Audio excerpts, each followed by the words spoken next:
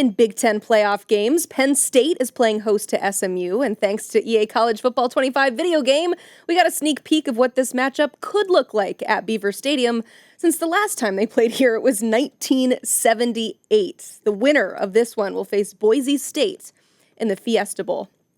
Here to help us break down this big game, we have Smoke Dixon to give us the SMU side of things, and Tyler Donahue from Lions 24/7, and I mentioned that we got a sneak peek of what this could look like. What it will feel like is what I'm most concerned about. So let's talk about this SMU offense versus this Penn State defense. And Smoke, it's going to be a chilly trip to Happy Valley for the Mustangs.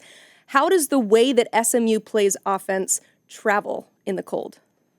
Well, it travels because they can play with pace and control. And they have the ultimate utilizer of that position, the position of quarterback, Kevin Jennings, which is a mobile guy that can put some pressure on Penn State's guys that aren't that really quick. And the way that they play offense is with tempo, and they can get one of the most underutilized and special running backs in the country, Brashard Smith, dual threat guy, former guy that would play the slot position in terms of wide receiver, but he has the ability to run the ball. We also have to remember he was also a slot receiver when he was at Miami. So being a mismatch for Penn State defense can show the added pressure when they do up-tempo it without the ability to switch from package to package. He can be the deciding factor in this game going forward.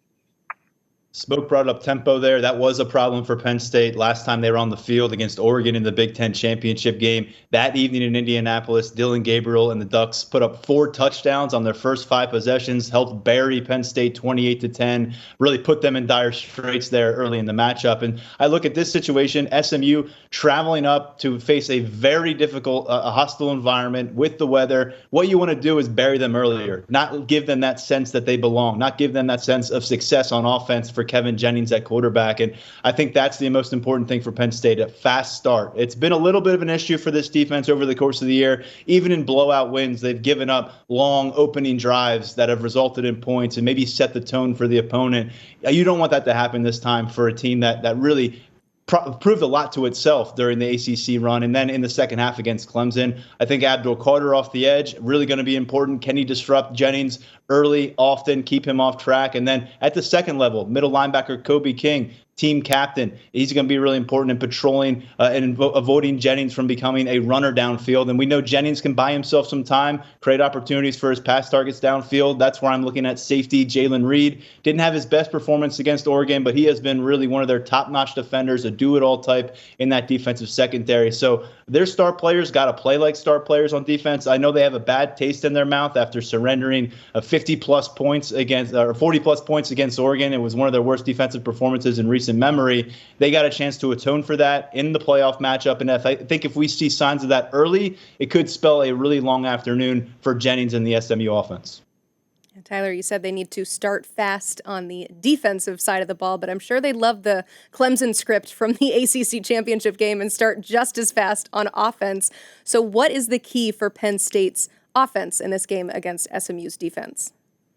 Talk about fast, that's what Nick Singleton is. And I think relying on his speed on the ground combined with Katron Allen and his physicality, this is a tandem that can take Penn State somewhere special as December rolls into January. We saw signs of that against Oregon in the Big Ten title game. Singleton went for 105, averaged 10.5 yards per carry. Katron Allen averaged 9 yards per carry, was at 120-plus yards on the ground, his best performance of the season. And so if these two are rolling, they're healthier than they were at different points of the season. That takes a lot of the pressure off the shoulders of Drew Aller, who has really answered the call in a lot of moments this season. But to me, against an SMU team that's giving up less than 100 rushing yards per game, that was top in the ACC, it's a strength on strength. And if you're Penn State in this matchup, you want to show that your strengths are going to get the edge. For the last 5 games, they're over 200 rushing yards. They were at almost 300 rushing yards against Oregon. They can duplicate that success with Singleton and Allen against SMU. It's going to be really big for their entire offensive production.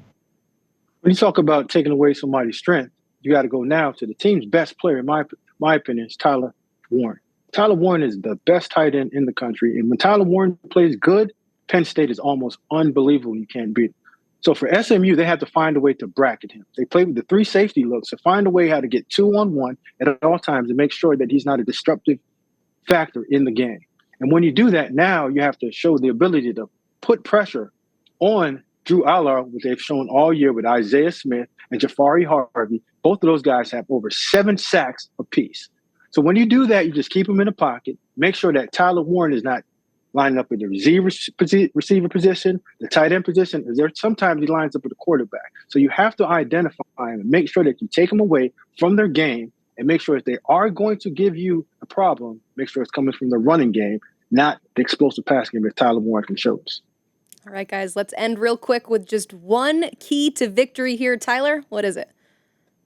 Don't look beyond it. It's a playoff game, and this is a big, big moment for Penn State football. But I think a lot of people outside of the program, and you worry that inside the program, are already putting their name in pencil to play Georgia or Notre Dame in the semifinal round of this tournament. Not so fast. I know it's SMU, Boise State. It looks like a manageable path. These are not blue bloods of college football. We just saw SMU jump up to the power conference level, but they're a dangerous team. They never trailed a single game in the regular season in ACC action at halftime. I think people really need to respect that. That starts in the Lash building where Penn State players and coaches are working on everything this week. If they bring that kind of mindset to the field, it doesn't matter what the fans think.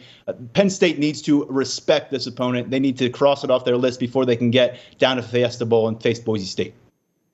And for SMU, it's just starting the game fast. Don't play from behind. What they got in trouble with Clemson was they started playing outside of themselves.